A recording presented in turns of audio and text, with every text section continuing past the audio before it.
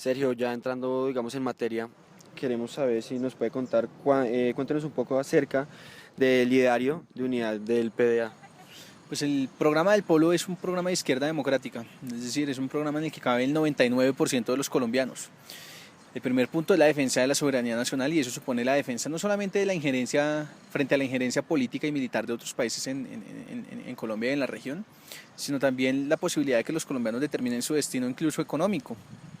El Polo es un partido, el único partido hoy en Colombia que defiende, por ejemplo, a los empresarios colombianos, Sí. a la industria pequeña, mediana y grande que se está viendo afectada por los tratados de libre comercio, a los pequeños, medianos y grandes productores agrícolas que se están viendo afectados por los tratados de libre comercio, que defienden la democracia entendida no solamente como un procedimiento de ir a cada 4 años a elecciones, sino ante todo como condiciones materiales mínimas para que las gentes de Colombia tengan derechos. Eso es.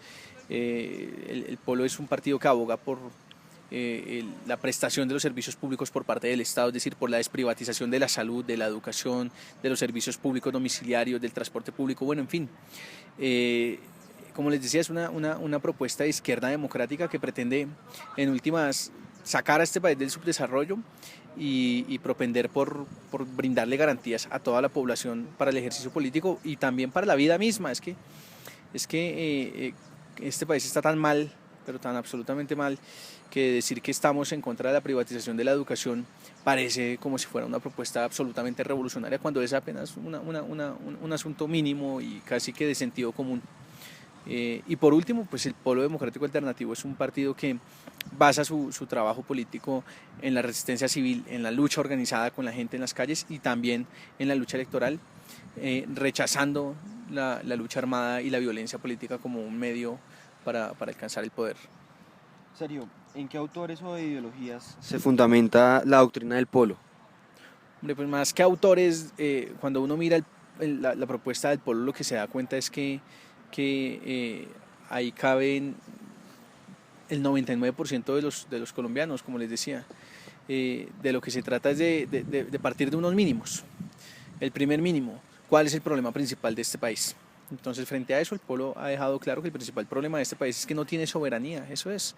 Es decir, prueba de eso son cada uno de los tratados de libre comercio. Por ejemplo, en el Tratado de Libre Comercio se entregó no solamente todas las mercancías y los servicios de este país, sino el mar territorial, el espectro electromagnético y el subsuelo. Luego, eso no se nos puede decir que no es el principal problema de este país. El segundo problema de este país es que tampoco hay democracia. No es cierto que haya democracia, este remedio de democracia en el que en las elecciones, que es lo mínimo que debe haber en una democracia, pulula la compra de votos, la parapolítica, bueno, en fin, en donde no hay garantías para la oposición política, en la que el gobierno concentra en manos del presidente todos los poderes del Estado. Bueno, pues, ¿de qué democracia estamos hablando?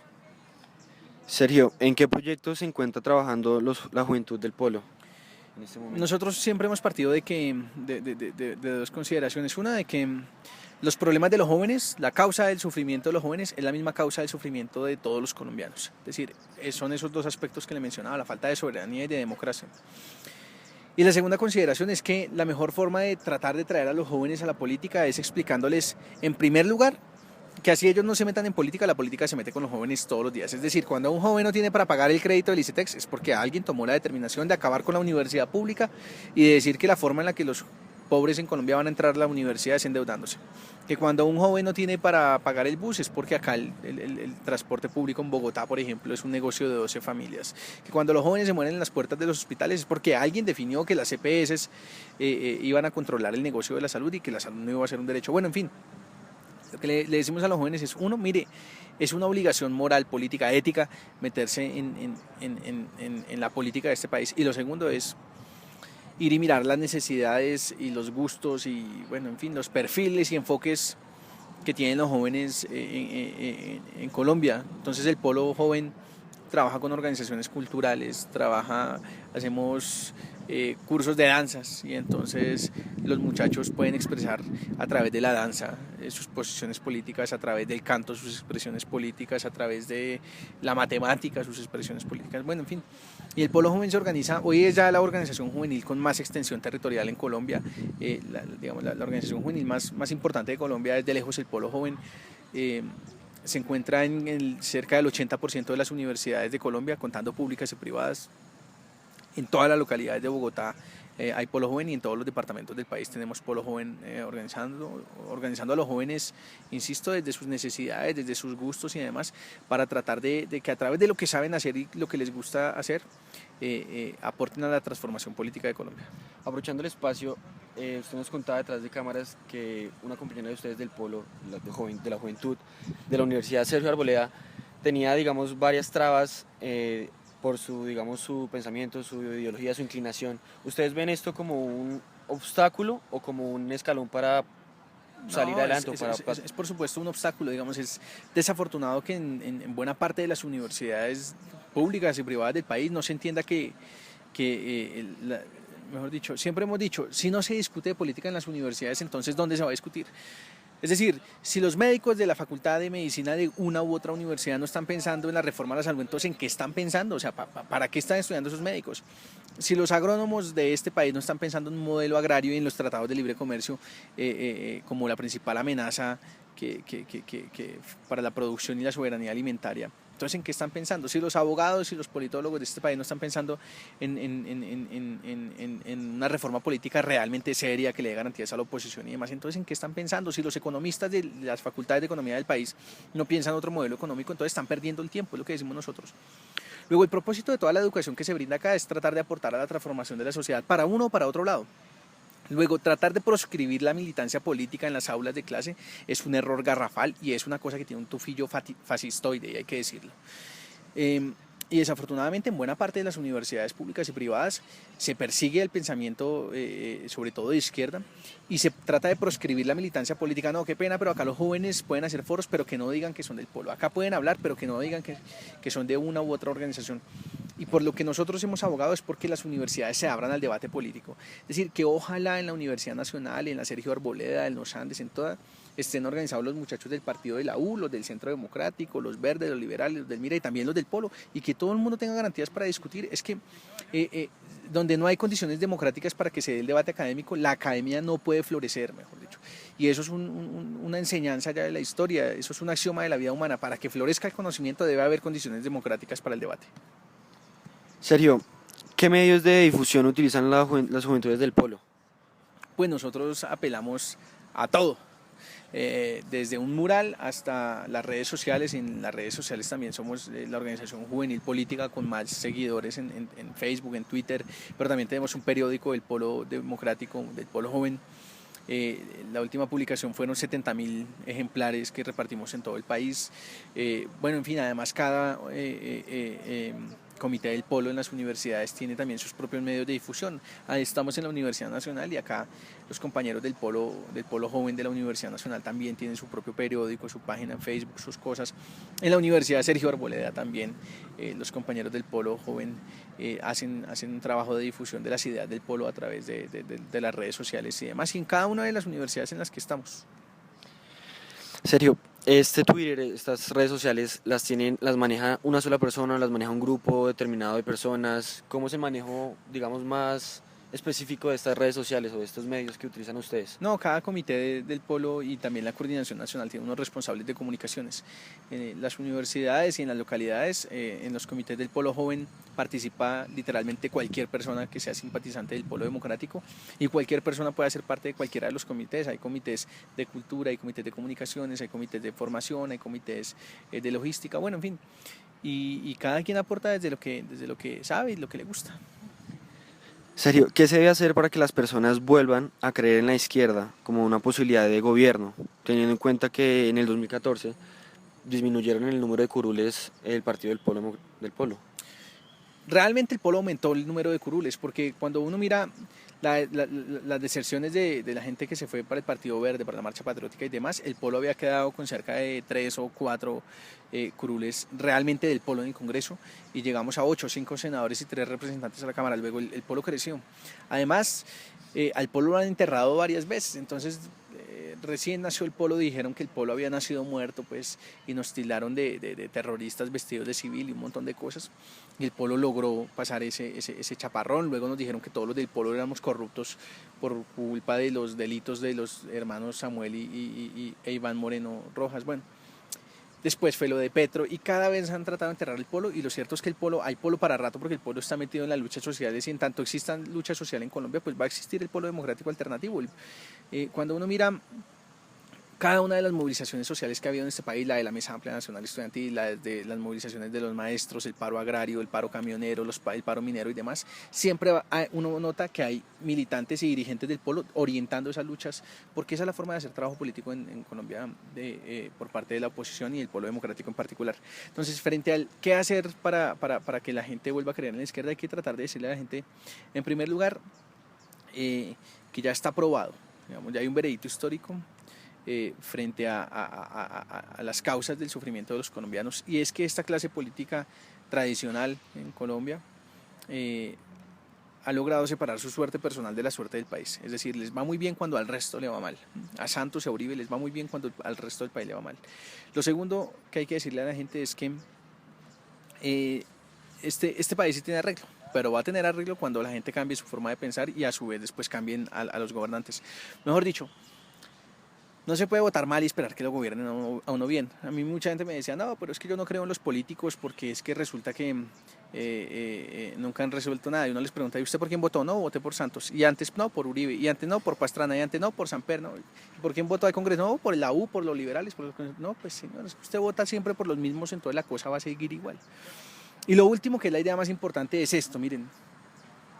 Hay una idea que pulula en la sociedad y que hay que combatir. Y es que todos los políticos son iguales. Cuando yo estuve en la campaña política, a mí me decían, no, es que todos los políticos son iguales. Y entonces no dicen igual de buenos, sino cuando dicen iguales es que son iguales de malos.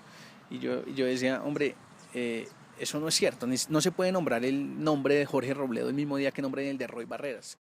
Representamos sectores de la sociedad distintos, es decir, el polo mira el país a través de los ojos de los débiles, de los trabajadores, de los empresarios que están siendo quebrados, de los agricultores, bueno, en fin, de los profesionales de la salud, de los pacientes y demás, mientras estos otros es con quienes hoy tienen la sartén por el mango. Mientras en la pelea de la salud el polo está con los profesionales de la salud, con los pacientes, el gobierno, el santouribismo, está del lado de las EPS. Mientras en la pelea de la educación el polo está con la universidad pública, con los profesores, con los estudiantes y con los trabajadores, el gobierno y Uribe también están del lado de la privatización de la educación, de las universidades con ánimo de lucro.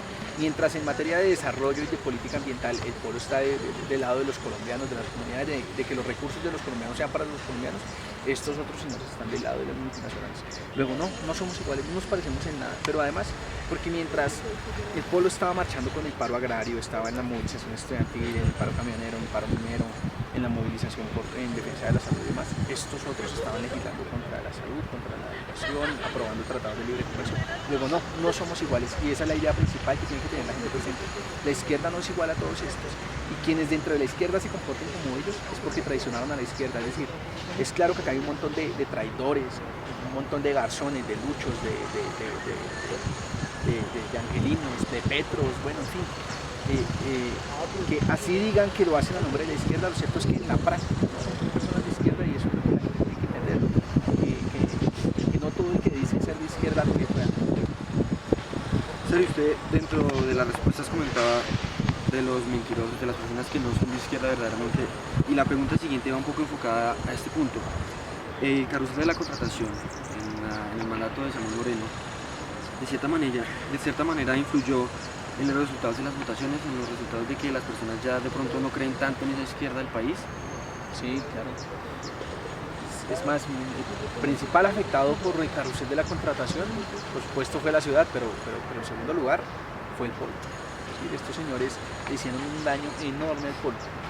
Ahora, frente a eso, dos cosas. Lo primero es que Samuel e Iván cometieron delitos, digamos, todas las cosas que hicieron que salen tanto del programa del polo como de sus estatutos, es decir, están en donde están y ojalá paguen por sus delitos, no por hacerle caso a lo que el polo dice en sus estatutos, en su ideario, sino al contrario, por apartarse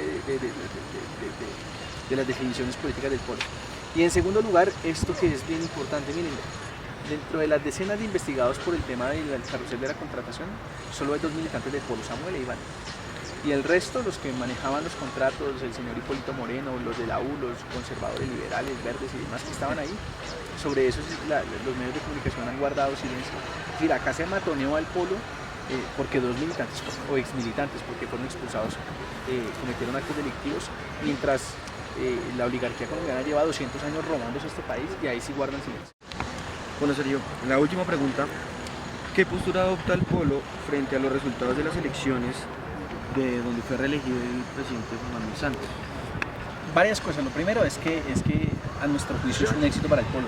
Es decir, acá los opinadores a sueldo del gobierno y de la derecha decían que el Polo no iba a pasar el umbral, que el Polo se iba a acabar, bueno, en fin. Y el Polo pasó el umbral porque presentó una lista más que de políticos, de indignados, de representantes del movimiento social, campesino, bueno, en fin.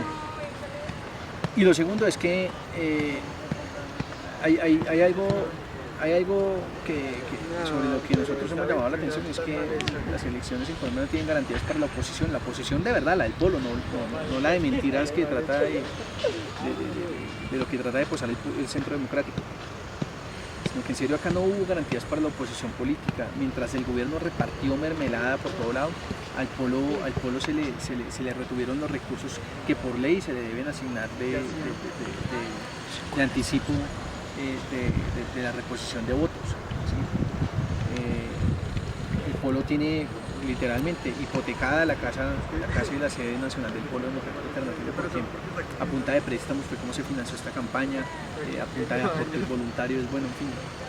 Pero además no solo eso, sino que el manejo de los medios de comunicación, por supuesto, le sirven a los gobiernos de turno en este país, la falta de garantías para el desplazamiento de los militantes del Polo por el país, garantías incluso de seguridad. Es que ese cuento de que ahora la oposición tiene garantías es solamente eso, un cuento. No hay garantía ni de seguridad, ni garantías políticas, ni de ningún tipo para que la oposición ejerza su labor. Luego, en medio de todo ese marco de antidemocracia, el Polo logra, como les decía ahorita en términos reales, aumentar su participación en el Congreso de 4 congresistas a 8, y además de eso logra pasar el umbral y crecer. Este es un partido que tiene unas perspectivas enormes, y prueba de eso es el crecimiento exponencial del Polo Joven durante los últimos años. El Polo Joven como organización juvenil del Polo Democrático, les decía, ya fue además la espina dorsal de la campaña del Polo en todo el país. Por todo lado, en las ciudades se veían jóvenes del Polo entusiastas durante la campaña. Y digamos que eso demuestra que acá hay relevo, que acá hay Polo para rato, y que probablemente en los próximos años esta historia de gobiernos al servicio de intereses extranjeros puede cambiar en Colombia. Sergio, ya para terminar, de pronto algo que le quiera decir a los estudiantes que nos están escuchando, que nos van a ver en los siguientes días, no sé, una invitación para que cambien su manera de pensar, para que cambien de pronto algo. Lo que les había dicho, hombre, que hay una idea que les sirve sobre todo a la derecha, y es esa idea de no se metan política. Esa idea de tranquilo, usted dedíquese a otras cosas, la política no tiene nada que ver con usted, pero no importa usted en qué dimensión de la vida humana se desempeña, la política es con todo el mundo, con todos, con absolutamente todos los seres humanos. Y lo segundo es que entiendan que ese cuento de todos los políticos son iguales no es cierto, es decir, que ni por lo que pensamos ni por lo que hacemos somos iguales a quienes han gobernado este país, y que tampoco se puede juzgar al Polo, como han intentado hacerlo, por los errores y por los delitos de quienes se han apartado precisamente del Polo. Yo siempre dije, el problema de Samuel e Iván Moreno es que gobernaron con las mismas ideas y con las mismas personas con las que ha gobernado la derecha. Es decir, Samuel e Iván gobernaron fue con el partido de la U, con los liberales, con los conservadores, con todos ellos. Los nombraron en su gabinete y esa fue su bancada en el Consejo. No gobernaron ni con la gente ni con las ideas del Polo Democrático Alternativo, y por eso pues bienvenidas las sanciones para este par de delincuentes. Bueno, muchas gracias, Sergio. A ustedes.